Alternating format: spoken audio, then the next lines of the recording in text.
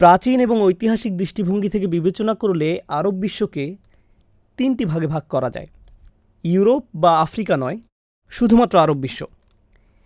এর একটি অংশ হচ্ছে ইরাক এবং এর সীমান্তবর্তী এলাকা, আর একটি অংশ হল শাম অঞ্চল, অপর অংশটির নাম হল আল জাজিরা।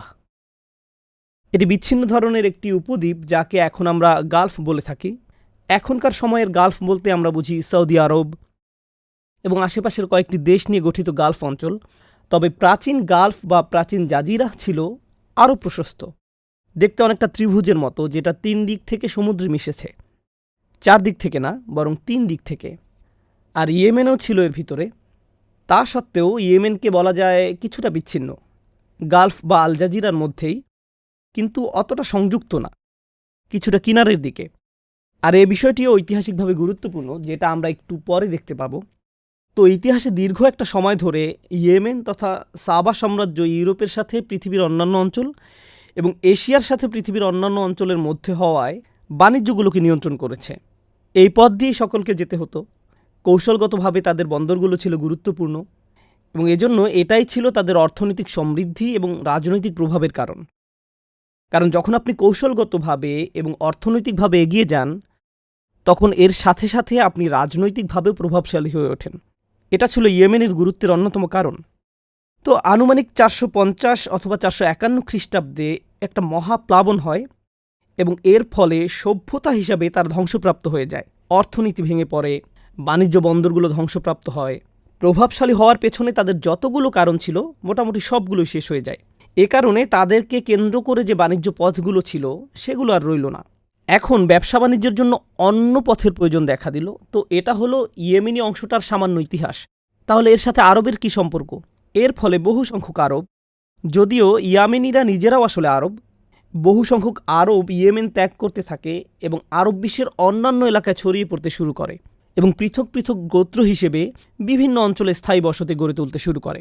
ইতিহাসের দীর্ঘ সময় ধরে ইয়েমেনিরা এরকম স্থান পরিবর্তন করে এসেছে।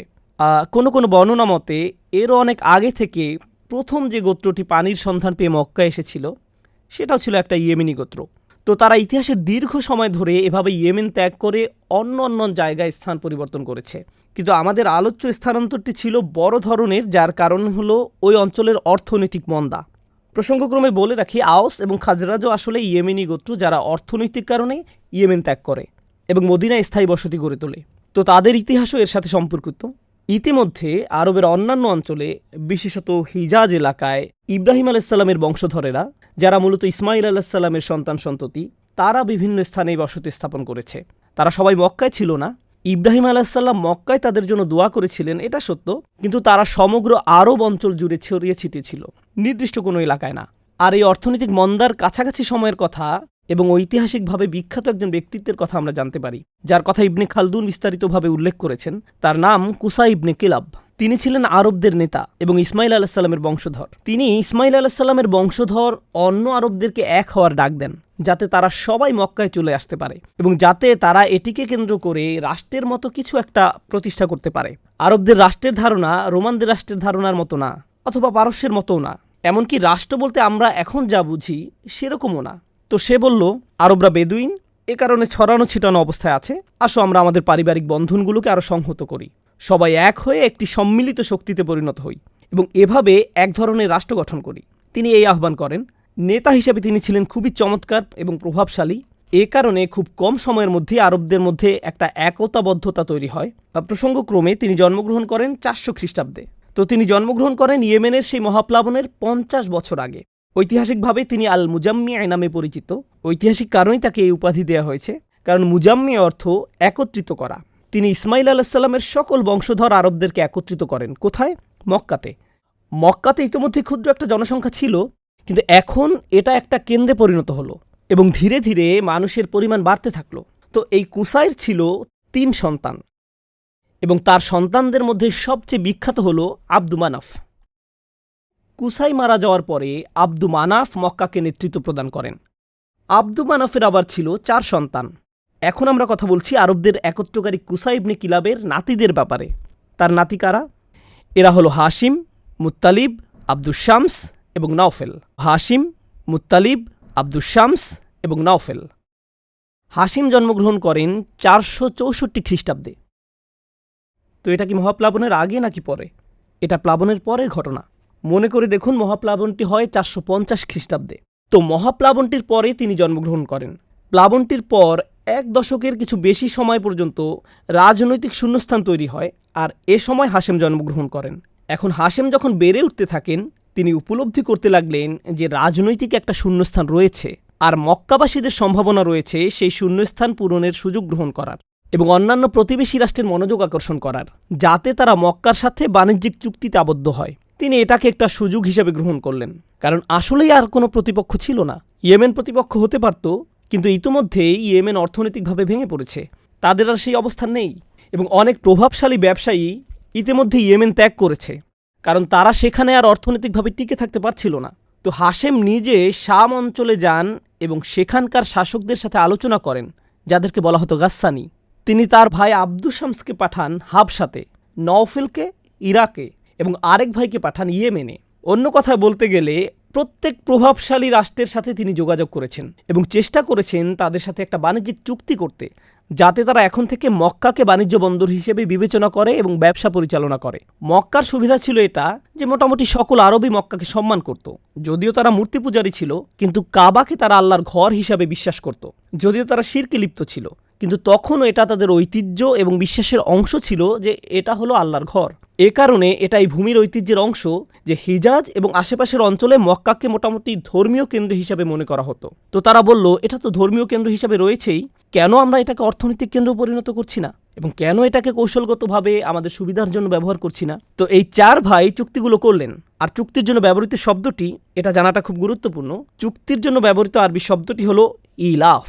এই 4 ভাই যারা বিভিন্ন রাষ্ট্রে গেলেন এবং চুক্তি করলেন, তাদেরকে বলা হয় আসহাবুল ইলাফ, অর্থাৎ চুক্তিতে অংশগ্রহণকারী 4 জন। এই শব্দটা কেন প্রয়োজন? এটা আপনাকে কোন জিনিসটা স্মরণ করিয়ে দিচ্ছে? লি ইলাফি কুরাইশ। তাদের জন্য ব্যবহৃত শব্দটি সূরা কুরাইশে এসেছে। সূরা কুরাইশে আমরা এই বিষয়ে আরও বিস্তারিত জানব, তবে এই দুটি বিষয় ঐতিহাসিকভাবে সম্পর্কিত। তাদের আরও একটি নাম হলো মুত্তাজিরিন, যার অর্থ ব্যবসায়ী। এখন হাশেম হলো সেই 4 ভাইয়ের একজন। হাশেমের একজন সন্তান যার নাম ছিল আব্দুল মুত্তালিব। বেশিরভাগ ইতিহাসবিদের মতে আব্দুল মুত্তালিব জন্মগ্রহণ করেন 475 খ্রিস্টাব্দে। আব্দুল মুত্তালিবের এক সন্তানের নাম ছিল আবদুল্লাহ, আর এই আবদুল্লাহ হলেন রাসূলুল্লাহ সাল্লাল্লাহু আলাইহি সাল্লামের পিতা। হাশেম ছিলেন অন্যতম গুরুত্বপূর্ণ ব্যক্তি, যিনি অর্থনৈতিক শক্তি হিসাবে মক্কাকে পুনরুজ্জীবিত করতে ভূমিকা রেখেছিলেন। এখন আমরা সেই সময়কার অন্য আরেকটি অংশের দিকে নজর দিব। আমরা জেনেছি ইয়েমেনের কিছু ইতিহাস, আমরা দেখেছি একই সময় হিজাজ অর্থাৎ মক্কার আশেপাশের অঞ্চলে কি ঘটেছিল। এখন আমরা দেখব খ্রিস্টান বিশ্বে অর্থাৎ রোমান সাম্রাজ্যে সে সময় কি ঘটেছিল। খ্রিস্টান ক্যালেন্ডার অনুযায়ী 300 সালের দিকে রোমান সম্রাট খ্রিস্টবাদকে রাষ্ট্রীয় ধর্ম হিসেবে গ্রহণ করে। খ্রিস্টবাদ হয়ে গেল রাষ্ট্রীয় ধর্ম।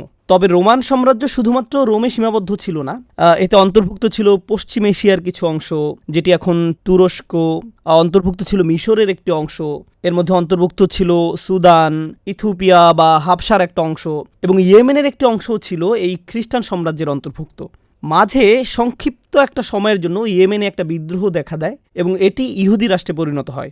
যখন অল্প সময়ের জন্য এটি ইহুদি রাষ্ট্রে পরিণত হয়, এই সময়টাতে তারা খ্রিস্টানদের উপর অত্যাচার নির্যাতন করতে শুরু করে। আর যেহেতু এটা হাবশার খুব নিকটে, আমি আপনাদেরকে বলেছি যে ইয়েমেনিরা অন্য আরবদের থেকে কিছুটা বিচ্ছিন্ন, কিন্তু হাবশার খুব কাছাকাছি ছিল। আর হাবশার ধর্ম কি ছিল? তারা ছিল খ্রিস্টান। তো সংক্ষিপ্ত সময়ের জন্য ইয়েমেন হয়ে গেল ইহুদি রাষ্ট্র। আর তখন তাদের শাসক খ্রিস্টানদের উপর অত্যাচার শুরু করলো। কারো কারো মতে আসহাবুল উখদুদ এই নির্যাতিত জনগোষ্ঠীর অন্তর্ভুক্ত ছিল, সেই আসহাবুল উখদুদ যারা ছিলেন একত্ববাদী। কিন্তু হাবশার শাসক যখন খ্রিস্টানদেরকে নির্যাতিত হতে দেখল, তখন সে ইয়েমেন আক্রমণ করলো। তো তখন হাবাসিরা ইয়েমেনি খ্রিস্টানদের মধ্য থেকে একজনকে রাজা নির্বাচিত করলো এবং ইয়েমেন আবারও খ্রিস্টান ভূমিতে পরিণত হলো। কিন্তু কিছুদিনের মধ্যেই ইয়েমেনের ভিতরে আবারও রাজনৈতিক সংঘাত দেখা দিল। ইয়েমেন কাদের সাথে রাজনৈতিকভাবে সম্পর্কযুক্ত? তারা হাবশার সাথে সম্পর্কযুক্ত, কিন্তু তারা আসলে হাবশার কলোনি বা উপনিবেশ ছিল না। হাবাসিরা ইয়েমেন আক্রমণ করে খ্রিস্টান শাসন প্রতিষ্ঠা করার পর হাবাসায় ফেরত যায়। তাই ইয়েমেনিরা নিজেরাই নিজেদের শাসন পরিচালনা করছিল। অন্য কথায় তারা ছিল স্বশাসিত। একটা সেনা অভ্যুত্থান হলো, আব্রাহা ছিল সেনাপ্রধান। সে রাজার বিরুদ্ধে বিদ্রোহ করে তাকে পদচ্যুত করল এবং নিজেকে রাজা হিসেবে ঘোষণা করল। আর যেহেতু হাবশার শাসনকর্তার জন্য এতে উদ্বিগ্ন হওয়ার আশঙ্কা ছিল, এ কারণে আব্রাহা হাবশার রাজাকে বলল, আমি হাবশার বিরুদ্ধে না, আমি শুধু এই দেশটাকে আমার শাসনের আওতায় নিয়ে আসতে চাইছিলাম, কারণ আগের প্রশাসন ঠিকভাবে চলছিল না। কিন্তু আমি আপনার প্রতি আনুগত্য এবং আপনার সাথে সেই আগের সম্পর্ক বজায় রাখতে চাই। এতে সম্পর্ক আগের চেয়ে দুর্বল হয়ে গেল, কিন্তু অব্যাহত থাকলো। এখন খ্রিস্টানদের আনুগত্য এবং সম্পর্কের এই বিষয়টি গুরুত্বপূর্ণ, যেটা নিয়ে আমরা পরে আলোচনা করব। শাসকদের ক্ষমতা ধরে রাখার বা সাধারণ মানুষের আনুগত্য ধরে রাখার কৌশলগুলোর একটি হলো জনগণকে এটা মনে করিয়ে দেওয়া যে জাতি হিসাবে তারা কতটা শ্রেষ্ঠ এবং সেই শ্রেষ্ঠত্ব পুনরুদ্ধার করা কতটা গুরুত্বপূর্ণ। তো আব্রাহা কি স্মরণ করিয়ে দিচ্ছে? সে স্মরণ করিয়ে দিচ্ছে সেই সময়ের কথা যখন মহাপ্লাবনের আগে ইয়েমেন ব্যবসা বাণিজ্যের কেন্দ্রবিন্দু ছিল, কিন্তু প্লাবনের পর কে শূন্যস্থানটির সুযোগ গ্রহণ করে? কুরাইশরা। সকল বাণিজ্য এখন পরিচালিত হচ্ছে কুরাইশদেরকে কেন্দ্র করে। তো এখন আব্রাহা সিদ্ধান্ত নিল যে সে একটি বড় ধর্মীয় কেন্দ্র নির্মাণ করবে, যাকে বলা হতো আল কুল্লাইস, যেটি ছিল মূলত খ্রিস্টানদের উপাসনা কেন্দ্র। বলা হয়ে থাকে যে এই প্রকাণ্ড উপাসনালয়টি নির্মাণ করার জন্য সে সবচেয়ে মূল্যবান এবং অভিনব নির্মাণ সামগ্রী ব্যবহার করে। তার আশা ছিল যে এটি মক্কার চেয়েও বেশি প্রাধান্য পাবে এবং মক্কার চেয়েও বেশি সুখ্যাতি এবং সমৃদ্ধি লাভ করবে। সে মনে করেছিল যেহেতু এটা বেশি জাঁকজমকপূর্ণ, এ কারণে মানুষ এখানে আসবে। কিন্তু মানুষ মক্কায় এজন্য যেত না যে এটি পর্যটন কেন্দ্র। মক্কার আকর্ষণটি কী ছিল? মক্কার আকর্ষণটি ছিল ধর্মীয়। আর আপনি তো মানুষের ধর্মীয় অনুভূতিকে রাতারাতি পরিবর্তন করতে পারবেন না। তো আব্রাহা খুবই রেগে গেল।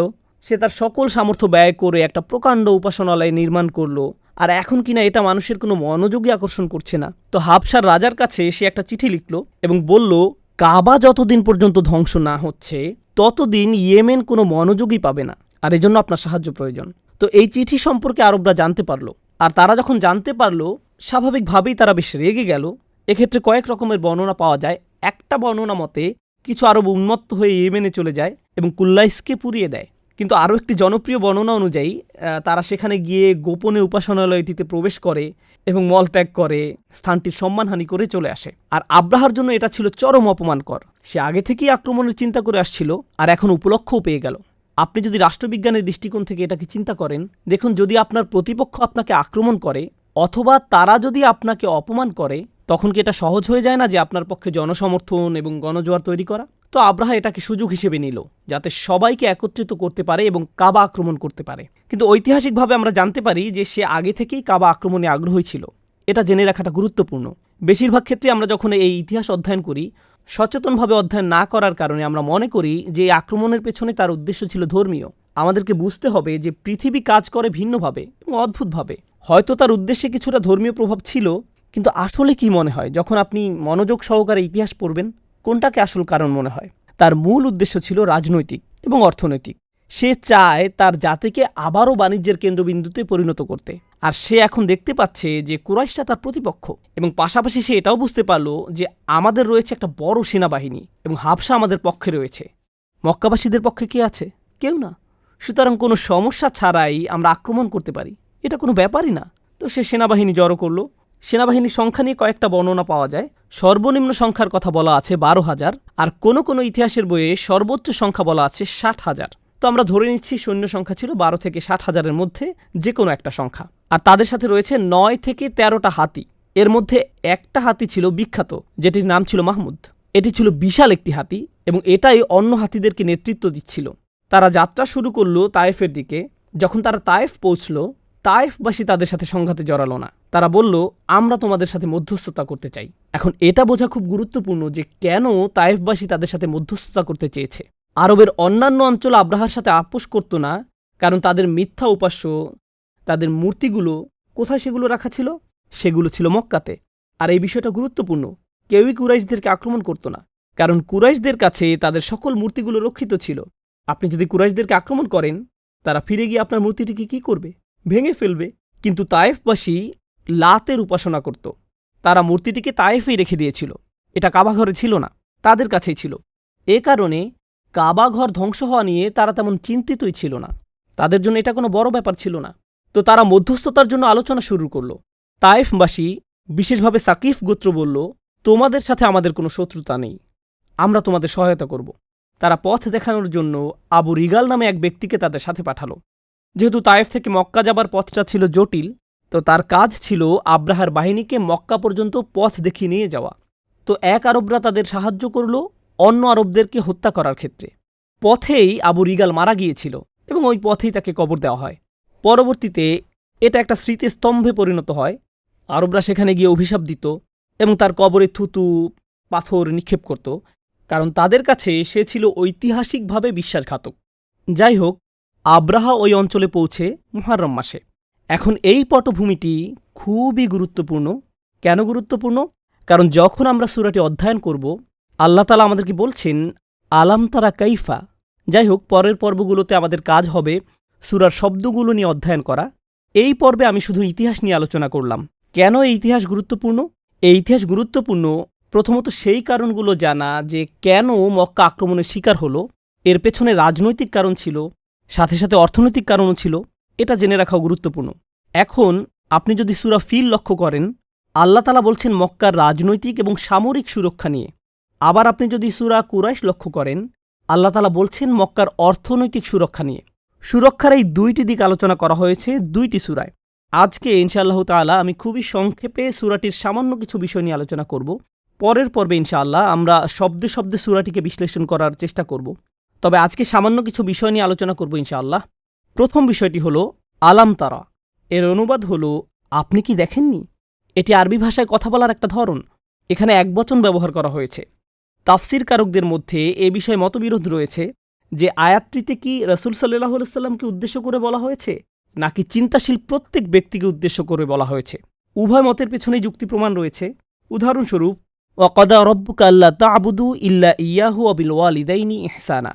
তোমার প্রভু আদেশ করেছেন যে একমাত্র তাকে ছাড়া আর কারও ইবাদত করবে না এবং পিতামাতা উভয়ের সাথে সর্বোত্তম আচরণ করবে। তো এই আয়াতে তুমি শব্দটি একবচন, কিন্তু রাসূলুল্লাহ সাল্লাল্লাহু আলাইহি সাল্লামের পিতামাতা জীবিত ছিলেন না। তো আয়াতে কাকে উদ্দেশ্য করে বলা হয়েছে? যদিও এখানে একবচন ব্যবহার হয়েছে, কিন্তু আয়াতটিতে মানবজাতিকে উদ্দেশ্য করে বলা হচ্ছে, তাই না? সুতরাং কোরআনে প্রধানত রাসূল সাল্লাল্লাহু আলাইহি সাল্লামের জন্য একবচনের ব্যবহার করা হলেও এর পাশাপাশি কখনো কখনো অন্যদের জন্যও একবচন ব্যবহার করা হয়েছে। সূরা ফিলে একবচনের অর্থ এরকম হতে পারে, যেহেতু এটা অনেক আগের কোনো ঘটনা না, বরং কিছুদিন আগের, তাই যারা ঘটনাটি নিজের চোখে দেখেছে তাদের প্রত্যেককেই উদ্দেশ্য করে বলা হচ্ছে ঘটনাটি স্মরণ করার জন্য। আলাম তারা এই অংশটাকে এই একভাবে ব্যাখ্যা করা যায়। আবার অন্যভাবে যদি ব্যাখ্যা করা হয়, তাহলে রাসূল সাল্লাল্লাহু আলাইহি সাল্লামকে বলা হচ্ছে আলাম তারা। এই ব্যাখ্যাটি বুঝিয়ে বলা কিছুটা কঠিন, কারণ যদি রাসূলুল্লাহ সাল্লাল্লাহু আলাইহি সাল্লামকে বলা হয় আপনি কি দেখেননি আপনার প্রভু হস্তি বাহিনীর সাথে কিরূপ ব্যবহার করেছেন, এক্ষেত্রে একটা সমস্যা থেকে যায়। সমস্যাটি হলো তিনি আসলেই দেখেননি, কারণ তিনি কখন জন্মগ্রহণ করেন? তিনি জন্মগ্রহণ করেন এই ঘটনাটির পরে। এক্ষেত্রে আলাম তারাকে আক্ষরিক অর্থে না নিয়ে এভাবে বুঝতে হবে আপনি কি এটাকে চিন্তা করেননি? আপনি কি উপলব্ধি করেননি? আপনি কি ঘটনাটির বর্ণনা শোনেননি? কিভাবে আল্লাহ এই শহরটিকে রক্ষা করেছিলেন? অন্যভাবে বলতে গেলে কুরাইশরা এই ঘটনাটিতে এতটাই চমৎকৃত এবং বিস্ময়ে অভিভূত হয়েছিল যে তারা সবসময় এটি নিয়ে কথা বলতে থাকত। আরবদের কোনো ক্যালেন্ডার ছিল না। খ্রিস্টানদের যেমন ক্যালেন্ডার তৈরি হয়েছিল যীশু খ্রিস্টের তথাকথিত মৃত্যু দিবসকে কেন্দ্র করে, আরবদের সেরকম কোনো ক্যালেন্ডার ছিল না। আরবদের জন্য এই ঘটনাটি এতটাই তাৎপর্যপূর্ণ ছিল যে হস্তিবর্ষটিই তাদের ক্যালেন্ডারে পরিণত হলো। অমুক ঘটনা ঘটেছিল হস্তিবর্ষের 10 বছর আগে, অমুক ঘটনা ঘটেছিল হস্তিবর্ষের 10 বছর পরে। তাদের জন্য হস্তিবর্ষটি একটা ক্যালেন্ডারে পরিণত হয়েছিল। তো এটা এমন একটা বিষয় যা সব সময় তাদের আলোচনার মধ্যে থাকত। যদিও সূরার পরিষ্কার বর্ণনাভঙ্গি থেকেও বোঝা সম্ভব কি ঘটেছিল, তো আলাম তারাকে এভাবে বোঝা যায়। এর পরে যে শব্দটি আসছে তা হল কাইফা। আর কাইফা শব্দটি খুবই গুরুত্বপূর্ণ, কারণ এটি দ্বারা বোঝাচ্ছে উফিদুত তাজিব। কিভাবে আল্লাহ এটা করেছিলেন, কিভাবে তোমার প্রভু তাদেরকে দমন করেছিলেন। আপনি যদি তাদের সেনাবাহিনী এবং সংখ্যার কথা বিবেচনা করেন, পুরো সেনাবাহিনীটি মক্কার সর্বমোট জনসংখ্যার চেয়েও বড় ছিল। তাদের সেনাবাহিনীর পরিমাণ মক্কার সেনাবাহিনী তো দূরের কথা, বরং সাধারণ জনগণের চেয়েও বেশি ছিল। সাধারণ মানুষের জীবনের উপর কোনো ক্ষয়ক্ষতি ছাড়া বিষয়টি এরকমভাবে সমাধান হবে, এটা চিন্তা করাটাও সম্ভব ছিল না। ইতিহাসে এরকম ঘটনা পাওয়া অসম্ভব যেখানে এরকম একটা বিশাল সেনাবাহিনী এসেছে এমন একটি শহরের বিরুদ্ধে যার কোনো সেনাবাহিনী ছিল না নিজেদের প্রতিরক্ষা করার জন্য। আর যদি তাদের সেনাবাহিনী থাকতো, তারা এর আগে কখনো হাতি দেখেনি, যেটাকে বলা চলে আগের যুগের ট্যাঙ্ক, তাই না? আগের যুগে হাতিই ট্যাঙ্কের কাজ করত। তাদের সাথে ছিল প্রায় 1 ডজন হাতি, যা দিয়ে পুরো শহরটিকে খুব সহজেই ধ্বংস করা যেত। এটা মনে রাখতে হবে যে তাদের কিন্তু ইটের নির্মিত দালান কোঠা ছিল না। হাতিগুলো খুব সহজেই কুড়ের ঘরগুলো পিষে ফেলতে পারত। তারা চাইলে সহজেই পুরো শহরটিকে মুহূর্তের মধ্যেই মাটিতে মিশিয়ে দিতে পারত। এ ধরনের একটা বিপজ্জনক অবস্থায় মহান রব্বুল আলামিনের ইশারা ছাড়া কিভাবে এটা সম্ভব যে এই শহরের নিরাপত্তা সুরক্ষিত থাকবে? এজন্যই এই আয়াতের কাইফা শব্দটি অত্যন্ত গুরুত্বপূর্ণ। তুমি কি এটা উপলব্ধি করনি যে কিভাবে এটা সম্ভব হয়েছিল যদি আল্লাহর আদেশ না থাকত? তুমি কি এটা উপলব্ধি করনি যে এটা পরিকল্পনাবিহীনভাবে ঘটে যাওয়া কোনো ঘটনা নয়? তুমি কি এটা উপলব্ধি করনি যে কেউ একজন এই শহরটির রক্ষণাবেক্ষণ করছেন, এমনকি আসহাবুল ফিল থেকেও, যারা ছিল ভয়ঙ্করতম সেনাবাহিনী এবং অস্ত্রশস্ত্রে সুসজ্জিত একটি বাহিনী? তো আজকের মতো এখানেই আলোচনা শেষ করছি। আলাম তারা এই আয়াতাংশ নিয়ে কিছু চিন্তা আপনাদের সাথে আজকে শেয়ার করলাম। ইনশাআল্লাহ তাআলা পরবর্তী আলোচনায় আমরা সূরা ফিল শেখা শেষ করব এবং যদি সম্ভব হয় এর পরের সূরা কুরাইশ শুরু করব এবং চেষ্টা করব দুটি সূরাকে একসাথে মিলিয়ে দেখার এবং শব্দে শব্দে ব্যাখ্যা করারও চেষ্টা করব, কারণ সূরা কুরাইশের জন্য আলাদাভাবে ঐতিহাসিক পটভূমি আলোচনা করার প্রয়োজন নেই, কারণ এই আলোচনায় ঐতিহাসিক বিষয়টি চলে এসেছে।